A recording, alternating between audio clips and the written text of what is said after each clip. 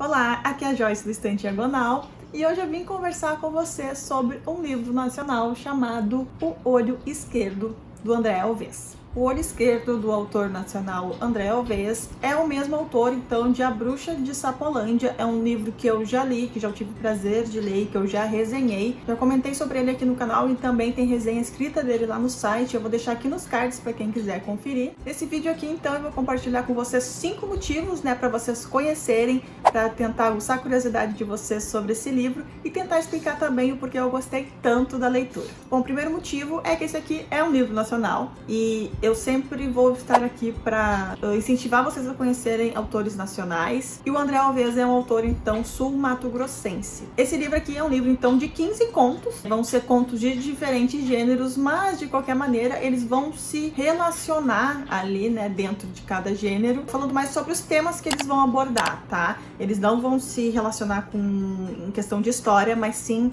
sobre os gêneros que ele vai abordar e os temas. Eu também queria aproveitar e mostrar para vocês, nesse motivo, o trabalho gráfico, então, da editora Patuá. Deixa eu olhar lá se vocês estão enxergando bem. E o conto que vai ilustrar, essa capa vai ser o mesmo conto que dá o nome ao livro.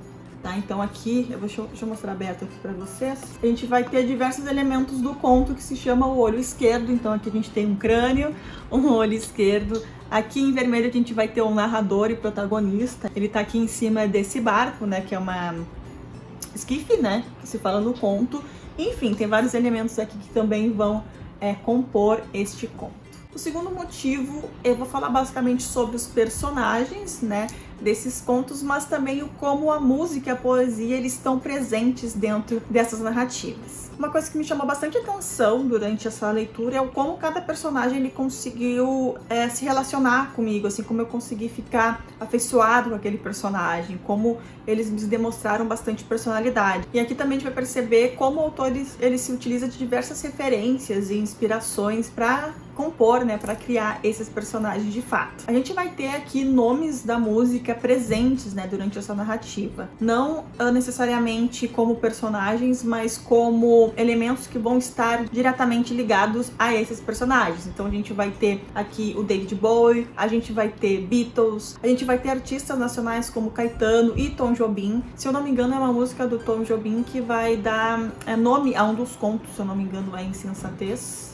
Se eu não me engano é isso. Enfim, entre outros nomes e referências que vão ajudar a compor o tom desse livro, tá? E eu digo isso sobre tom porque a todo momento a gente vai ter, essas pequenas citações que vão efetivamente trazer trechos de músicas, como também vai ter um tom assim na narrativa de poesia, tá? Eu não sei se isso é proposital, eu acredito que sim, mas em alguns contos durante a leitura eu sentia que a narrativa ela até queimava, sabe? E era realmente como se eu estivesse lendo uma poesia em forma de história ali. Eu achei isso muito legal. Eu consegui perceber isso umas 2 vezes só, eu não sei se acontece mais vezes, mas eu acho que é uma coisa bem peculiar mesmo, assim, é um detalhe. A gente vai ter também personagens assim que a gente conhece bem, presentes dessa vez como personagens, como Joana d'Arc, vai aparecer Judas, Edgar Allan Poe, ele aparece até em 2 momentos, em 2 contos diferentes, se eu não me engano, mas como outros elementos também do autor, como o próprio corvo, inclusive até a frase,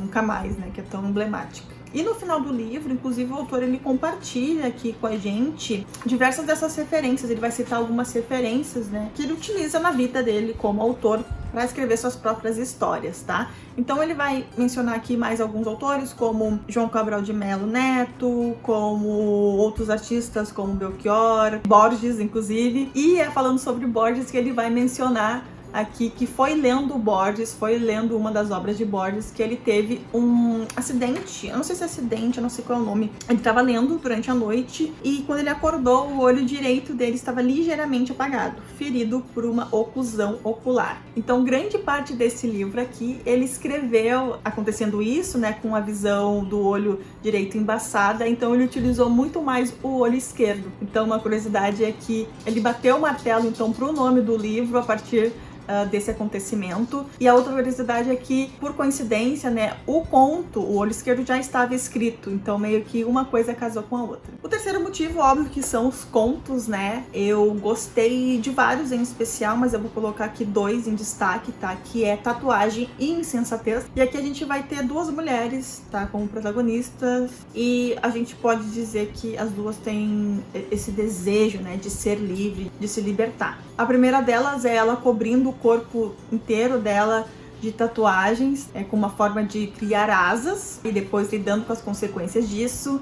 E a segunda, então, é uma mulher ali que tá meio que tentando se desamarrar ali do luto que ela está vivendo por causa da morte do marido dela. Então, cada conto ele vai revelar ali o processo que cada uma se passou, né, pra conseguir superar. E a gente vai entender ali como cada uma, qual tempo que cada uma levou, qual o método, enfim. A gente vai entendendo quais são as inquietações de cada uma delas, sabe? Eu achei bem interessante, eu gostei bastante. Eu acho que é meus 2 preferidos. Mais pra frente eu vou mencionar sobre outros, mas eu queria muito destacar esses 2 por ter um protagonismo feminino mesmo. E o quarto motivo é uma marca registrada já do autor, né, pelo menos que eu percebi do último livro que eu li dele, que foi A Bruxa de Sapolândia, que é, né, a inclusão do realismo mágico. Ou seja, a gente vai do real ao imaginário, né, ao longo das páginas. O autor brinca muito com isso, da gente ver esses personagens assim se movendo ao desconhecido, ao inexplicável. Então a gente vai ter muito disso nesses contos. O que dá pra perceber também é que muitos desses contos eles são alegorias, no sentido de que eles estão contando uma história, mas pode ser que tu interprete de outra maneira. Então é meio que uma história atrás de outra história. Inclusive eu gosto bastante de histórias assim. Eu posso até citar outras referências que eu gosto muito quando as pessoas me pedem indicação de livros assim, como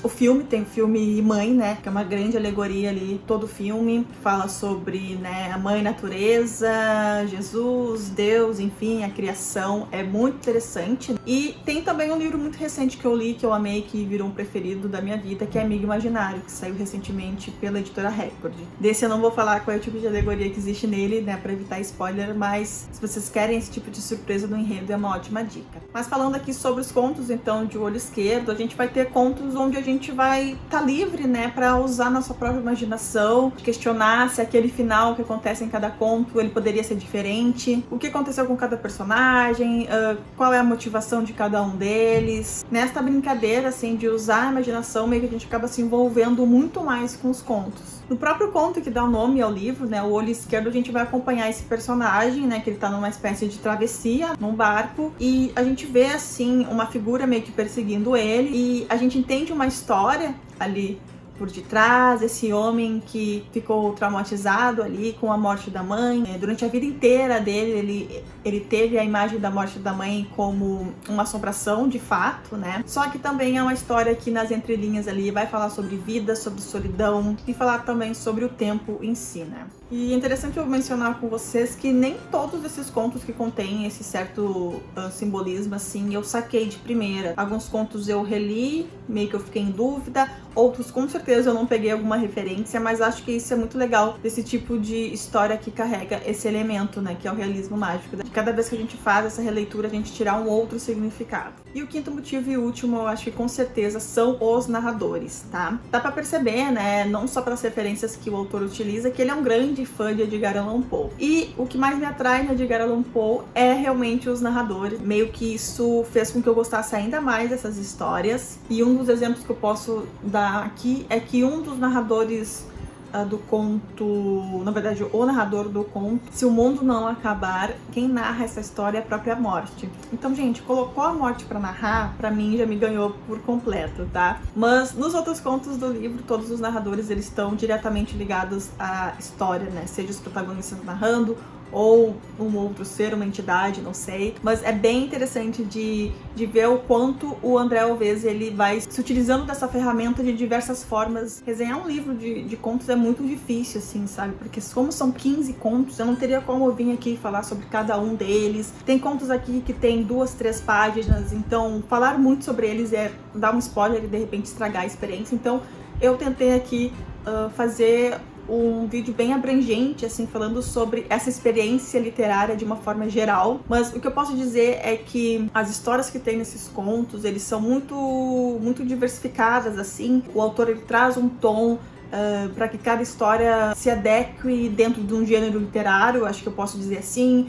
Então a gente vai ter conto de mistério, a gente vai ter um conto de terror, um conto de drama. Eu achei bem interessante, assim, toda essa mescla que ele fez dentro de um único livro, mas o que essas histórias têm em comum é que falam sobre a vida, né? Sobre o ser humano de forma geral, mas principalmente vai falar sobre sonhos, inquietações, desejos, essa busca por liberdade, essa busca por aceitação, de nos livrar das amarras. E também vai falar sobre o cotidiano, de certa forma, né? O complexo modo de viver o dia a dia, sabe? Que a gente sabe muito bem que pode parecer fácil, mas não é. Então, se vocês curtem dicas nacionais, se vocês gostam de autores regionais que se utilizam disso, de suas culturas, para enriquecer ainda mais as suas histórias, eu indico muitos livros do André Alves. Eu tenho certeza que O Olho Esquerdo vai ser uma ótima dica para vocês. Aqui a gente vai ter contos mais breves, outros mais longos, mas todos vão igualmente te proporcionar debate, interpretação, brincar com a nossa imaginação, como eu disse, além de ser, é claro, uma ótima porta de entrada se vocês querem conhecer o trabalho do André Alves. Como eu disse, O Olho Esquerdo não é minha primeira experiência com o autor. Eu já li A Bruxa de Sapolândia, que é um romance inspirado numa história real da região em que ele nasceu. É a adaptação de uma lenda urbana que existe na cidade. Esse é um romance, né? Mas o André Alves, ele é cronista, ele tem outros livros lançados, então eu recomendo bastante. Eu vou deixar aqui na descrição o link do site dele para vocês conhecerem mais o trabalho dele, e também vou deixar aqui na descrição o link de compra, tanto do Olho Esquerdo como também da Bruxa de Sapolândia, para quem quiser conhecer. Mas eu acredito que no site do autor vocês vão encontrar o link de todos esses livros que ele já lançou, e sério, eu recomendo bastante, é uma ótima dica nacional. Deem uma chance que vocês não vão se arrepender. Então é isso, espero que vocês tenham gostado da dica de hoje. Me conta aqui nos comentários se vocês já conheciam um autor, ou que tipo de livro vocês me recomendam, assim, que tenha bastante realismo mágico. Eu adoro livros assim, então não deixe de participar aqui nos comentários. Se inscreve no canal se você ainda não é inscrito, dá like nesse vídeo para me ajudar a divulgação, e a gente se vê então no próximo vídeo. Tchau!